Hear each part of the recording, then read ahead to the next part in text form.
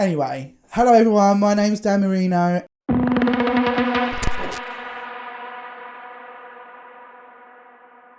It's not really my first ever video. I used to do gaming, but I literally had like 12 views on each video. But I want to be a Eurovision YouTuber. I'm on Twitter. If you know, you know. Follow me. I'll put my links in. It does have my government name, but as long as you don't come and rob me. But if you do, hope you fit. I'm going to be doing my top 10 at Eurovision 2023. I was there. I went to the semi-final one afternoon show, and I went to the grand finale show in the afternoon on the Saturday just before it started. So I'm going to do my top 10. I'm going to do my honourable mentions. I'm going to do like probably my top 15. So just run it down. So 15th for me at the moment. I know it was months ago, but what video? Give me some suggestions. I want to know. 15th was Estonia Bridges. 14th was Blanca Paloma, Spain. And 13th was Mimi Cat. And that went up because when I first got to Liverpool, dropped me bags, went straight to the Euro Village. We listened. The first thing that popped up was Mimi Cat, and we went straight down the front, and we were like, "Hello, Mimi Cat." Anyway, my 12th place is Finland. I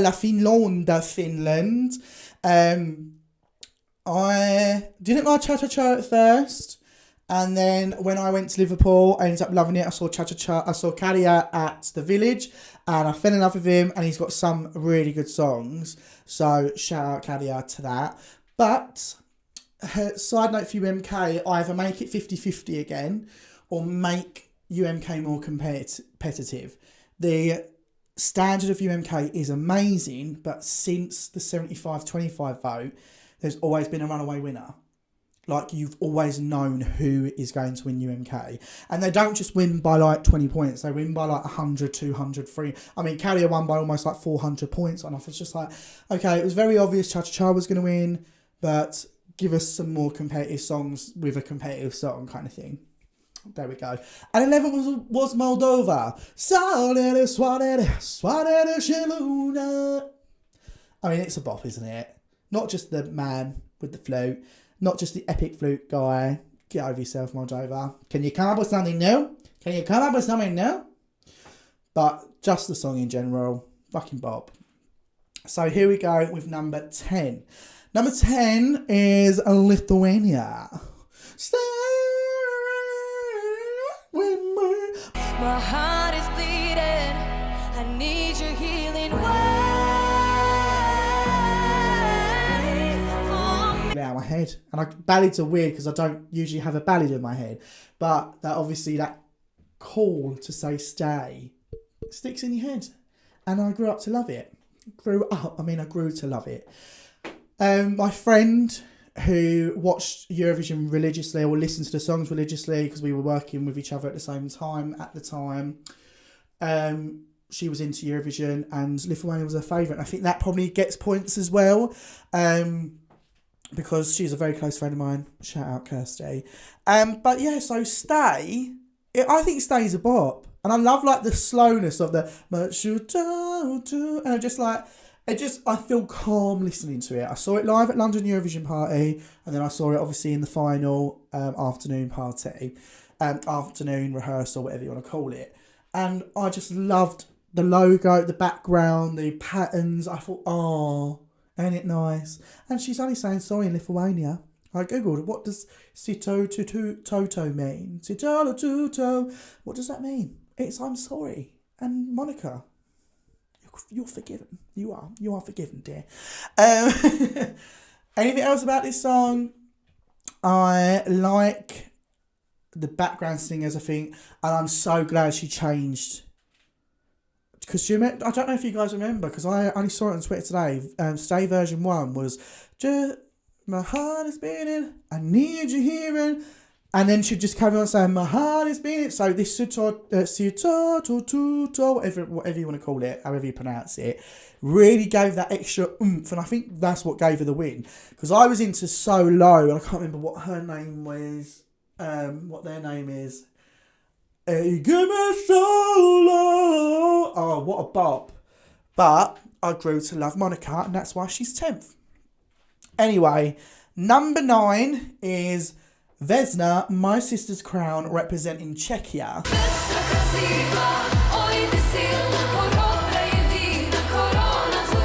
Now, it has gone down. It was up there. It was well up there, like almost the whole season. It was up there. But controversial. I didn't like the performance. I think it lost its spark. And I think I was right because the public didn't vote for it. Where at one point, it was one of the favourites to win the whole thing. You know? It is one of them situations like, how the bloody hell do you stage this song? And I think they've done a relatively good job, but there was just some disconnect. I don't know what it was. I watched it live in the first semi-final, and I was like, what? And I was like, so I was on the right-hand side of the arena. I was like, Mama, this is. But no hate to Vesna, My Sister's Crown. You're still number 9, and I think it's such a powerful song. Such a powerful song, My Sister's Crown. And yeah, I think the staging could have done with a bit more oomph, because it just felt very scattered. Although I did like the background, because it was like the tiles in the... It was trying to be like the music video, but that's what we needed. We needed more of the music video. But like I said at the start, how would you stage this? Because I don't know how, but it wasn't... I think it was one of Sasha's, wasn't it? It might not have been. I don't want to start people correcting me going, yeah, it weren't my favourite at Eurovision, but it was one of mine towards it, which is why it's still up there. Number 8, I'm going to get so much hate for, so I'm going to press the elevator and go down, because number 8 is Poland.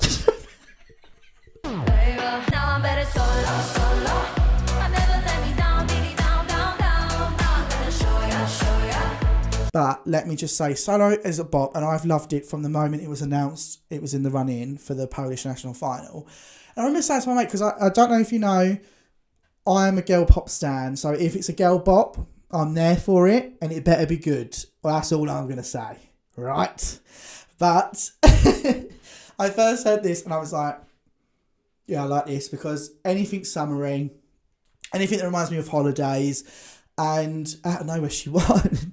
And I was expecting Jan, and before you start, no, I'm not a Jan stan. No, I'm not a Gladiator stan. I thought the song was a mess. I thought the staging was a mess. I thought the live vocals were... I'm not going to say, but and then all you Jan stans that bullied Baby, like that, baby. I don't respect that. I don't think that was a good idea. Because look what happened. She came third. And she almost got 100 points in the televote. She got 80 points in the televote in the final. I wish we could get that. But we're coming to that. We are coming to that. So yeah, baby. You're in my Hall of Fame, baby. I had a little Polish shirt at the Euro Village with a little Polish flag. People were going to me, are you Polish? I'm like, no, fuck off. But she deserves success. I love Boy Like Toy, even though what does Boy Like Toy mean? I saw it at London, not London Eurovision Party. I saw it at Eurofest, and I think that's what made me love it even more. Like when I was on my way home from the club night, I was listening to Solo because she was great. She sounded great. She improved massively. Like her national final performance, I will admit, was an absolute disaster. But at Liverpool, she was great. And she deserves a round of applause for that. So well done, baby. Well done, Blanca. Well done, Poland. Stop with the hate. And let's go to number 7. Number 7 is Israel, Unicorn. I'm gonna stand there like a unicorn.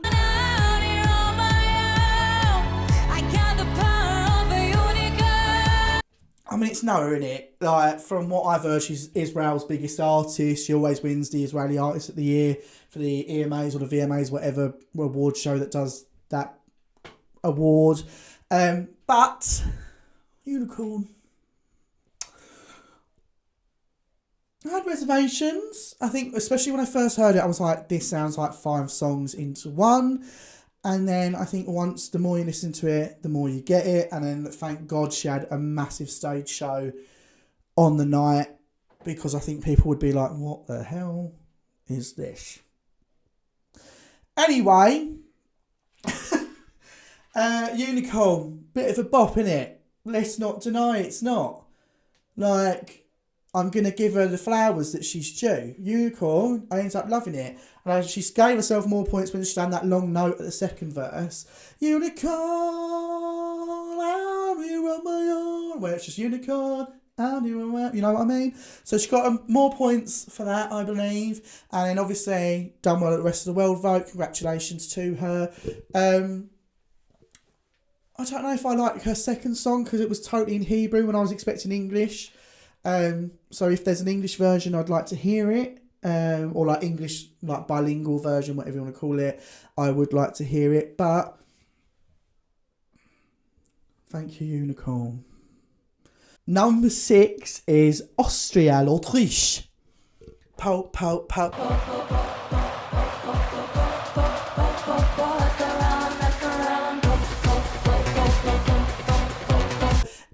It has gone down, let me tell you. All right, it was almost in my top 3. But I kind of find it irritating at the moment. I'm in an irritating era with it. And I'll tell you why. I just don't think it's a song that has longevity. But it's still up there because I loved it when it first came out. And that's probably mainly because of Crystal Ball, which I don't understand why the girls got so upset. I'd be pissed off if my song got leaked, but also it became a meme. We were like, fuck, what the fuck's this? Like, do you know what I mean? And the thing that I think what made it go down was the staging. You should have staged it like The Office. If Rosaline could get this fat off room in, then you could get an office. And then like you could sit next to each other like, I don't know how he possessed me, but I don't know how he me. Yeah, totally. Yeah, all right, Sharon. Like, you know what I mean? Like, you could have done the music video. Instead, we went for Austrian colours and a bit of black in it. And the effort. Po. Like, come on, girls. Give us nothing. You give us nothing. No energy. I don't know why. Like, if they went with the 50s, 60s Office vibe, Miami Vice kind of vibe, they would have smashed it, I think. Although, being number 1, not great, is it? Let's be honest. But, I don't know. Hope you have recovered from the result, because I haven't. But like I said, it has got a bit irritating, and it is kind of grating to my ears now. But I am seeing at the Eurofest at the Vauxhall Tavern. If you're there, buy me a vodka Red Bull. Mine will be a double. And yeah, I hope I fall back in love with it, which I'm sure I will. So thank you. Number 5 is All Because of You, Belgium, La Belgique. Because of you. Because of you. Come on. When I first heard this, I almost would say I detested it. And then Daddy Gustav, for some reason, when I was watching, this is going to represent Belgium, I couldn't stop watching. I kept going back, replay. And I was saying to myself, I hate this. And then my inner demon came out and was like, you don't hate this. You love it. And guess what? I fucking do.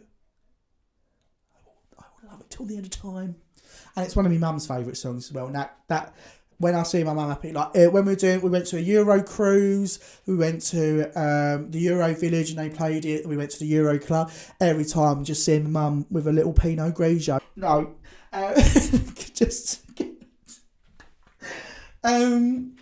no. Just seeing her enjoy life, it just makes me happy, and the song is actually a bop. And I think it was just the way it was staged at like the Euro song like announcements and things when they were just in like a shed, a warehouse. It was like, what the fuck is this? And then Euro song national final. Didn't have a favourite. Weren't really asked, to be honest with you. It gave songwriting camp. No offence to Sherry, but I find her so fucking annoying as well.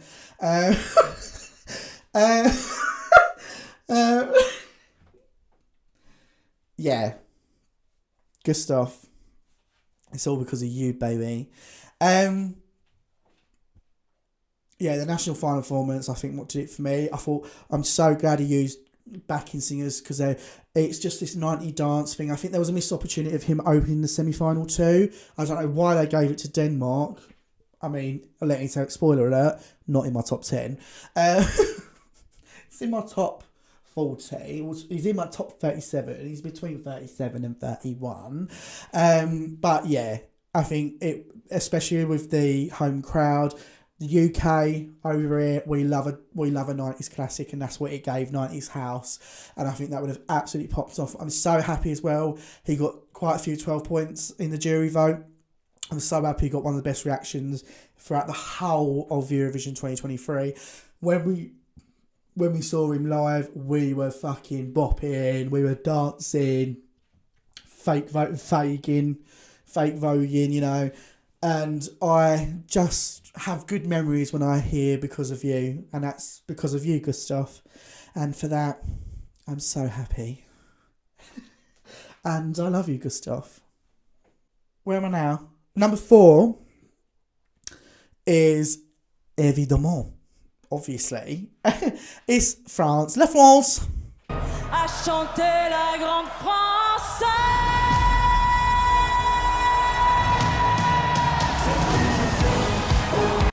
I love the element of surprise. And I remember watching France. It was quite late at night, wasn't it, the reveal? It was like 9, 10 o'clock. Well, that's my bedtime. And I remember going, oh, we're getting a grand dame, like, and then when I hear évidemment, oh God, I just creamed my knickers. I really did. I just literally pissed my pants. I was so like, yes, come on, funk. And then she had that personality as well. Like, from what we saw, she cancelled the pre-parties halfway through the pre-parties. But she was like to everyone, like, we get. And I thought, oh my gosh, she's such a queen. I'd love to meet her. I'd love to have a sambuca with you, Lazaro. If you're listening, I'll give you my address and you can come to London, to Essex, and we can have a ball. I thought the song was great. I thought the staging was great. Was she a bit pitchy? Yeah, it didn't really sound like the studio version. But I think the staging itself, I think, should have got a lot of points. And I don't understand the hate that she got from France itself, where, I mean, you should have seen the Eurovision when we got 9 points in the televote. We were all booing, wanted to throw our drinks all over the gaff. And we're like, May was robbed, because she was, and she's coming up. And yeah, she just got all this hate for no reason. When I'm like, she's a queen for doing that, and you should be supporting her. To be like, yeah, fuck you, Europe. Yeah, whatever. So I think the song as well, like I said, it's got an element of class. It's got that like funk, soul. I think, you know, I chante la grande française. Fucking genius. And that's what I mean, you obviously think it's French, and I kind of think that's what France are used to, apart from last year's entry. You know, obviously Barbara Pravi could be more French, just like this. I mean, this could be more French because Barbara didn't dress French. You know what I mean? But Lazara, queen, her outfits were stunning. Her figure's gorge. I mean, I think I fancy Lazara, to be honest with you. And she doesn't deserve the hate she gets. So shout out to Lazara. If you're seeing this, come get a sambuca. It's just up there. Thanks very much. Melodia number 3. My third place is very biased because it's da da da da da da da da da da da da da da da da. Instead I wrote a song.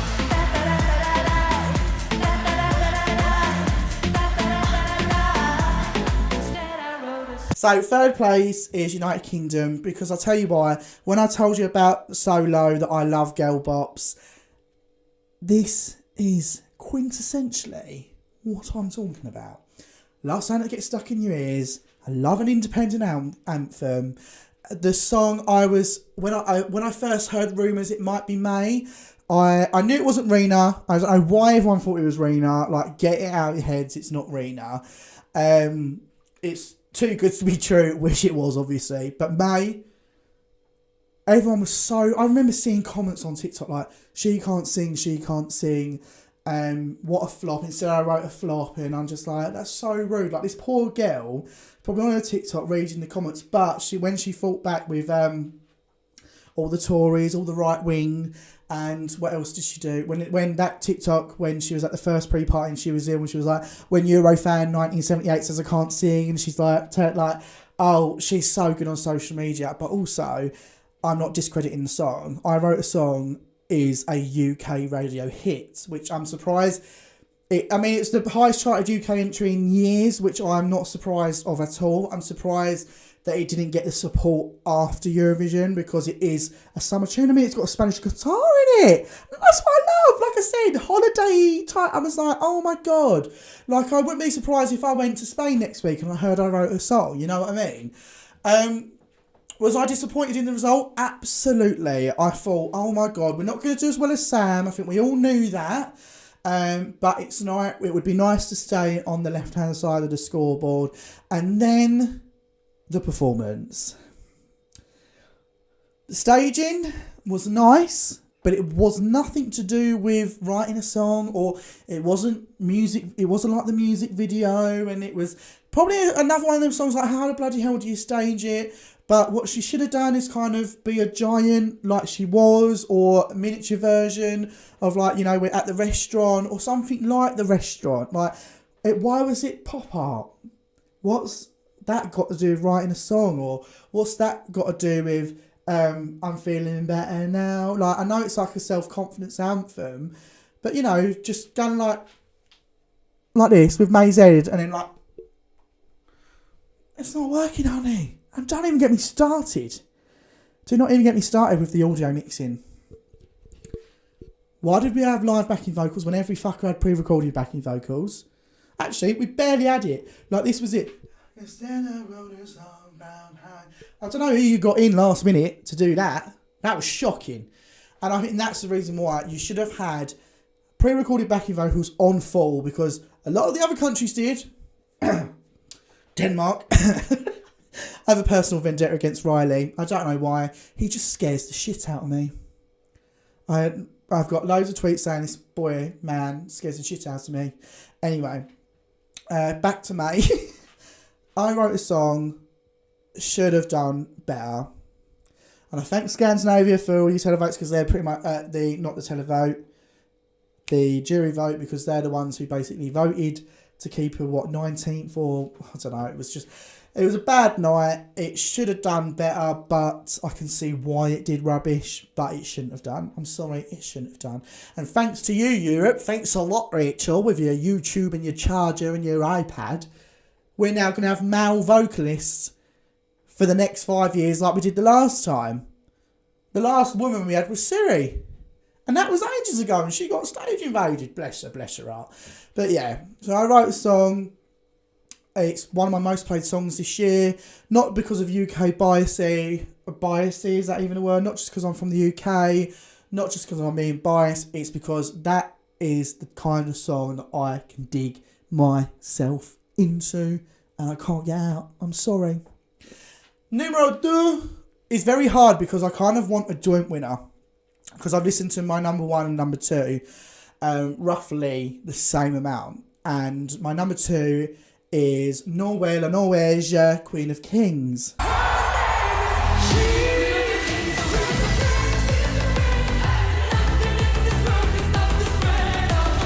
Queen of Kings by Alessandra Milli changed... See, I'm not ready to say it. Queen of Kings by Alessandra Milli changed my life. Yes, it's true. When Melody Grand Prix announced that, when they all come out the curtain like this, and they're like, hello, like, she came in with a wool dress and a coat, and she's just like, yeah, bitch. And Queen of Kings, oh my God. A banger to start with. Just Norway to a T. If you listen to Norwegian music, or like they've got DJs that have this kind of music, and, you know, oh God, it just gets me going every time. Queen of Kings is that bitch. Like, it's so catchy. From the moment I heard it when she was walking down, I was like, I need to hear it. Then I was obsessed with it that much. I saved the minute preview as a video and just was constantly listening to it. And then I finally heard it on the Monday when they released the semi-final songs on Spotify at that time, and I was like, this is it. Don't ask me why. I have this feeling with my number one, but we're going to get to number one, but I think it's probably obvious if it's not Finland. But what I'm saying is, my God, I listen to it, and my mum is obsessed with it as well. Like, my mum says to me, that's probably the best Eurovision song since Fairy Tale, and she loves Fairy Tale. And you can't get better than that, to be honest with you, with mum's approval. Like, and then I was telling people about him, people loved it, and like, apart from the odd bastards, like, oh, it's a bit, you know, I've heard it all before. Have we? Not at Eurovision. And then the Run to the Hills copy, Run to the Hills. It doesn't sound like Run to the Hills. The beat is similar, but the lyric is saying, but Run to the Hills is also one of my favourite songs of all time, just like Alessandra Mali's Queen of Kings is. Let's not go there.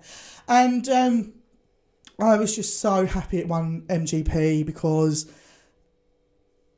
I had this inkling that it would, and it was just like, at the end, she only needed 33 points to win, because honestly, got a few telephone points.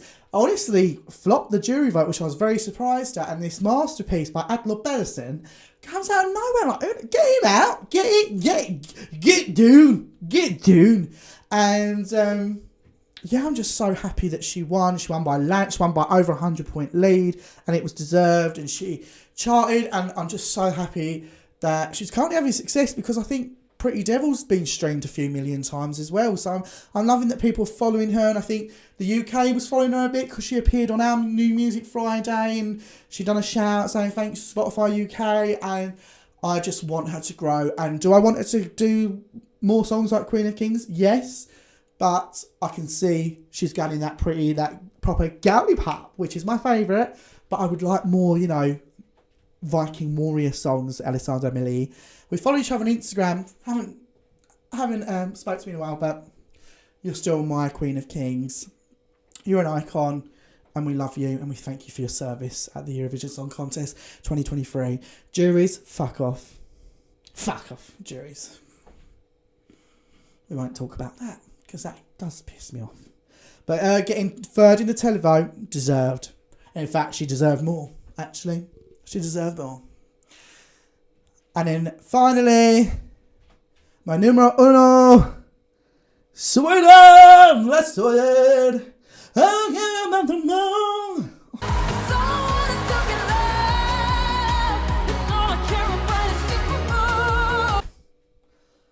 Oh. It just makes me so happy. Like, I don't know why. I haven't been in a relationship in almost 10 years. And I don't even know why about that. But I don't even know why I get so emotional and like goosebumpy when I hear. It's the same feeling I got when I heard Euphoria. Now, let's go back 11 years. 2012, in January or early Feb, I went downstairs to my mum after watching my first national final, which was Melody Grand Prix Melody Festivalen 2012 semi-final 1, and she was, I think she was the last song of the night. And I said, Mum, stopped. I said, come up here, come upstairs, listen to this. And I went, I think this is going to win Eurovision. And what happened? It won Eurovision, and it became a global phenomenon. Well, I wouldn't say that. It became a hit in Europe. And then the Melfest 1 minute previews came out, and you didn't hear the you heard, oh, I went, pause. I went, I don't think I'm ready for this, because even I had tears in my eyes already. I've never been so goosebumped. I went, I don't think I'm ready for this. There's no way I'm ready for this yet. Pray. And then that first, I don't care about the that like eruption that it has. I was like, oh God, I'm going through heartbreak, and I haven't had heartbreak in years. And I went, so my mum wrote down her opinion, so then when we watch it on Saturday, we could see what we went through. So then she wrote Masterpiece, and then I wrote Lorene's second victory, calling it, or I'm calling Lorene's second victory on the date that the minute previews came out. And guess what happens? She won Melfest. She slayed Melfest. And she slayed Eurovision, I'd say. One thing though, I still had this inkling. I had this feeling that Loreen was going to win Eurovision until I was in the Euro Village at the final when Cha Cha Cha came on, and I was like, I think Finian's going to win. Like, congratulations, Finian, you've won. Take all the money. Like, and then the results happen, and that landslide in the jury vote was ridiculous. But thank you, juries. But what pissed me off more than anything, her victory was kind of like, well, Cha Cha Cha didn't win. Yeah, but Jamala didn't win the televote or the jury vote, nor did Duncan Lawrence. You didn't slag them off when they won. Maybe you did. But it's like, fuck's sake, we're all adults, some of us not. But we're all mature here. Let's congratulate the winner. Because I would have congratulated Kalia if he won, which I was expecting. He's going to win. Especially when he got like 300 and something in the televote. I thought, fuck me. Well, he's going to win it, isn't he? But in the end, he didn't. And Queen Loreen reigns supreme. And I think Sweden are going to put on such a good show. I really want to go next year, but I kind of missed having a Eurovision party. Like, I have an annual Eurovision party, but we said this year we'll make it even bigger, get everyone dressed as like contestants from the past, present, like do whatever you want kind of thing. But Loreen's tattoo is a Euphoria part. I'd say it's Euphoria Chapter 2. New sentence, let's begin kind of thing. And I just love that all the songwriters, all the big songwriters in Sweden were like, we're going to make this a hit and this is going to be for you, Loreen. And I feel sorry. I kind of feel sorry for the person who was in Melfest and then got told, sorry, Loreen's taking part. But Tattoo, I still listen to it. I still listen to my top 3 almost every day. Apart from I wrote a song, I need when I'm at work, I need my earphones or I need my Alexa on, and Queen of Kings and Tattoo, it's like a ritual until I get bored of them, which I don't think I ever will. You know, like I said, I could do joint winners, but I'm going to put Sweden at number 1 just because when I first heard Tattoo, it reminded me of the first time I heard Euphoria, and it brought me back all these emotions and where I was 11 years ago. And I think it was because of that. So, Loreen, if you're watching this, please can I have tickets to your show? Please, I'm begging. So that was it. That was my top 10. If you liked it, please subscribe. I really appreciate it. And if you didn't like it, I don't give a fuck. And also, if you disagree with my top... What I'm going to do is I'm going to put my top 37 now down below, like here, whatever. So you can see if you agree with me or not. And as you can tell, I do not like male vocalists, and that will never change. Well, I do, Gustav. If it's like Gustav and things like that, or Moldova, then absolutely. But if it's rocky, although I am getting into rock, let's not deny. If it's rocky or like heavy metal, good luck. Or if it's a boring band, or if it's a boring male ballad, it's just not for me. But as you can see, girl pops for the win, and it will never change. So I'm planning to do more videos like this. I'm going to do reactions going into the season as well. I'm going to do videos talking into the mic if you like that more. If the mic is making a noise, I do apologise. I'm going to see what I can do to sort that out. If not, I'll just get a new microphone. But this one did cost a lot of money. And if not, I'll get one of them little wireless ones that I can just talk to you like this. But I'm planning to do things like my favourite national final songs. Like do like a vlog, not vlog, but blog or like a video like this. And like could do a series on that because there's quite a lot of songs that have been robbed. I mean, especially like 10, 12 years ago. That probably you guys don't know if you're new to Eurovision, whatever. And then I'm also going to do like why I love this song so much, like little videos as well. They're not going to be 30 odd minutes all the time or whatever, however I edit this. So please comment, please like the video and please subscribe, not just to me, not just to my YouTube, but to my OF. No, I'm joking, I don't have one. Yeah. I'm joking. Bye.